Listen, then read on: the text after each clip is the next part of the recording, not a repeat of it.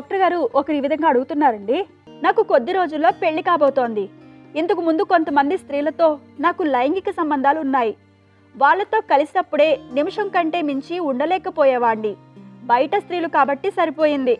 రేపు పెళ్ళైన తర్వాత భార్య చీకొట్టి వెళ్ళిపోతుందని భయంగా ఉంది. ఏ కుర్రవాడికైనా పెళ్ళంటే ఎంతో హుషారుగా ఉంటుంది. నాకు మాత్రం ఎంతో భయం కలుగుతుంది. నేను పెళ్లి చేసుకోనా వద్దా? నాకు ఎందుకనో ఇంటి నుంచి పారిపోవాలని అనిపిస్తుంది. ఏం చేయాలో తెలియజేయండి అంటూ అడుగుతున్నారు. ఆయన ధైర్యంగా పెళ్లి చేసుకోవచ్చండి. రోజు సెక్స్లో పాల్గొంటుంటే ఆ శీఘ్రస్ఖలన సమస్య కానీ అవి ఏమి ఉండవు. అంచేత ఆ భయం అవసరం లేదు. ఒకవేళ శీఘ్ర సమస్య ఉంటే కొద్ది మందులు వాటిని కంట్రోల్ చేసుకోవచ్చు. ఇంటి నుంచి పారిపోవాలని భయం అయిన అవసరం. ఆ ముందు భయం వదిలేయాలి. ఆ భయము ఆందోళన దానివల్ల శీఘ్రస్ఖలన సమస్య వస్తుంది. ధైర్యంగా ఉండి సెక్స్లో పాల్గొంటే ఏముండదు. ఇది సమస్య కానే కాదు. ఆయన హుషారుగా తయారవ్వాలి. ఆయన పెళ్ళి ఏ పిల్లడికైనా ఏ కుర్రాడికైనా పెళ్ళి అంటే హుషారుగా ఉంటే నాకు మాత్రం దిగులుగా ఉంది అంటున్నాడు.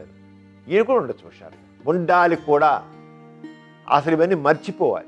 మనసులో ఇవన్నీ పెట్టుకుంటేనే వాడు శీఘ్రస్ఖలన సమస్య తగిన సమస్యలు వస్తాయండి. సెక్స్లో పాల్గొనలేకపోతుంటారండి. పనికిరానివన్నీ ఆలోచిస్తారు అర్థం లేకుండా. ఏమీ అవ్వదు. చక్కగా హుషారుగా ఉండి చేస్తే అసలు చాలా సెక్స్ సమస్యలు అధిగమించవచ్చు.